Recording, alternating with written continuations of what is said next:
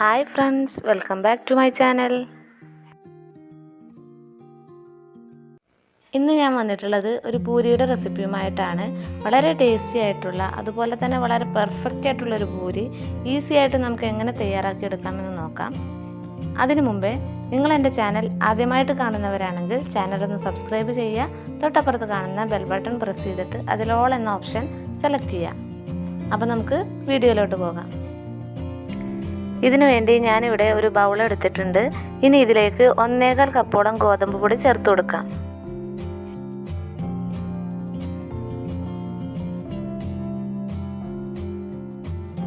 ഇനി ഇതിലേക്ക് 1/4 കപ്പ് മൈദയാണ് ചേർത്ത് കൊടുക്കുന്നത്. അതുപോലെ തന്നെ ആവശ്യത്തിന് ഉപ്പ് ചേർത്ത് കൊടുക്കാം. പിന്നെ ഇതിലേക്ക് ഒരു 2 ടീസ്പൂൺ സൺഫ്ലവർ ഓയിലാണ് ഞാൻ ചേർത്ത് കൊടുത്തിട്ടുള്ളത്. ഏത് വെജിറ്റബിൾ ഓയിലും ചേർത്ത് കൊടുക്കാം. ഇനി എല്ലാം കൂടെ നമുക്ക് നന്നായിട്ടൊന്ന് മിക്സ് ചെയ്തെടുക്കാം. ഇനി ഇതൊന്ന് നമുക്ക് കുഴച്ചെടുക്കാം. അതിനു വേണ്ടി ഞാൻ ഇതിലേക്ക് വെള്ളം ചേർത്ത് കൊടുക്കുന്നുണ്ട്. ഏകദേശം 1/4 കപ്പോളം വെള്ളമാണ് ചേർത്ത് കൊടുക്കുന്നത്. വെള്ളം മുഴുവനായിട്ടും ചേർത്ത് കൊടുത്ത് കുഴച്ചെടുക്കരുത്. കുറച്ചായിട്ട് ചേർത്ത് കൊടുത്തിട്ട് പതിയെ കുഴച്ചെടുക്കാം. ഇതിലേക്ക് ചൂടുവെള്ളം ഒഴിക്കേണ്ട ആവശ്യമില്ല. പച്ചവെള്ളം ചേർത്തിട്ടാണ് കുഴച്ചെടുക്കുന്നത്. വെള്ളം ചേർത്ത് കൊടുത്ത് നന്നായിട്ട് മിക്സ് ചെയ്ത ശേഷം നമുക്ക് കൈകൊണ്ട് തന്നെ കുഴച്ചെടുക്കാം. ഏകദേശം ഒരു ചപ്പാത്തി മാവിൻ്റെ പരുവത്തിലാണ് നമുക്ക് കുഴച്ചെടുക്കേണ്ടത്. ചപ്പാത്തി മാവിനേക്കാളും അല്പം ലൂസായിട്ടിരിക്കുന്നതായിരിക്കും നല്ലത്. ഏകദേശം ഈ ഒരു പരുവത്തിലായി കഴിഞ്ഞാൽ നമുക്ക് കൗണ്ടർ ടോപ്പിലിട്ടിട്ട് നന്നായിട്ടൊന്ന് കുഴച്ചെടുക്കാം. മാവൊന്ന് നല്ല സോഫ്റ്റായിട്ട് വരുന്നത് വരെ നമുക്ക് നന്നായിട്ട് തന്നെ കുഴച്ചെടുക്കാം. ഇപ്പോൾ നമ്മുടെ മാവ് നല്ല സോഫ്റ്റായി വന്നിട്ടുണ്ട്. ഇനി ഇത് നമുക്കൊരു പാത്രത്തിലോട്ട് വെച്ചിട്ട് അതിന് മുകളിലായിട്ട് ഓയിൽ തടവി കൊടുക്കാം. എന്നിട്ട് കുറച്ച് സമയം മാറ്റി വെക്കാം. ഏകദേശം ഒരു 10-15 മിനിറ്റെങ്കിലും മാറ്റി വെക്കണം. ഒരു അരമണിക്കൂർ മാറ്റി വെക്കുകയാണെങ്കിൽ അത്രയും നന്നായിരിക്കും. ഇനി ഇതൊന്ന് അടച്ചു വെച്ച് മാറ്റി വെക്കാം. ഇനി ഒരു അരമണിക്കൂറിന് ശേഷം നമുക്കിതൊന്ന് ഫ്രൈ ചെയ്തെടുക്കാം. അതിനു വേണ്ടി ഞാനൊരു ചട്ടി വെച്ച് കൊടുത്തിട്ടുണ്ട്. അതിലേക്ക് ഓയിൽ ചേർത്ത് കൊടുക്കാം. ഇനി നമുക്ക് മാവൊന്ന് തുറന്ന് നോക്കാം.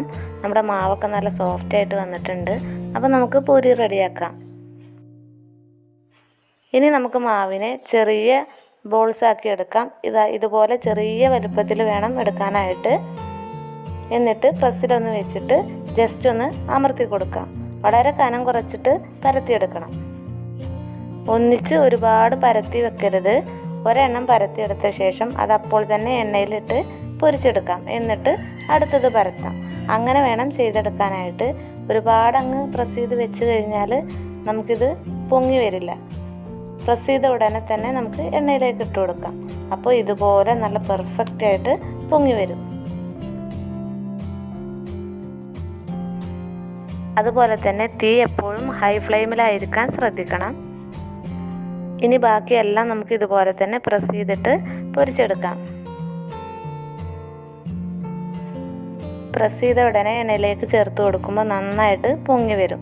പൊങ്ങി വന്ന ഉടനെ തന്നെ നമ്മൾ ഇതുപോലെ ഒന്ന് മറിച്ചിട്ട് കൊടുക്കണം. ഒരുപാട് സമയമൊന്നും വേവിച്ചെടുക്കേണ്ട ആവശ്യമില്ല. പെട്ടെന്ന് തന്നെ നമുക്കിത് വെന്ത് കിട്ടുന്നതാണ്.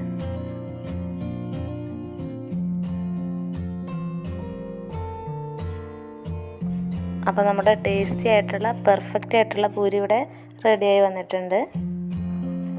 നമ്മുടെ പൂരി നല്ല സോഫ്റ്റ് ആയിട്ടുള്ള പൂരിയാണ്. നല്ല ടേസ്റ്റിയാണ് കഴിക്കാനായിട്ട്. ഞാനിതൊന്ന് പൊട്ടിച്ച് കാണിച്ചു തരാം. കണ്ടോ, നല്ല സോഫ്റ്റ് ആയിട്ടുള്ള പൂരിയാണ്. അപ്പോൾ നിങ്ങളെല്ലാവരും ഇതുപോലെ ഒന്ന് തയ്യാറാക്കി നോക്കുക. നിങ്ങൾക്ക് എൻ്റെ റെസിപ്പി ഇഷ്ടമായിട്ടുണ്ടെങ്കിൽ തീർച്ചയായിട്ടും ലൈക്ക് ചെയ്യുക, ഷെയർ ചെയ്യുക, സബ്സ്ക്രൈബ് ചെയ്യുക. സബ്സ്ക്രൈബ് ബട്ടൻ്റെ തൊട്ടപ്പുറത്ത് കാണുന്ന ബെല്ലൈക്കണും കൂടെ ഒന്ന് പ്രസ് ചെയ്യുക. ഇൻഷാ അല്ലാഹ് മറ്റൊരു വീഡിയോയുമായിട്ട് ഞാൻ വീണ്ടും വരും.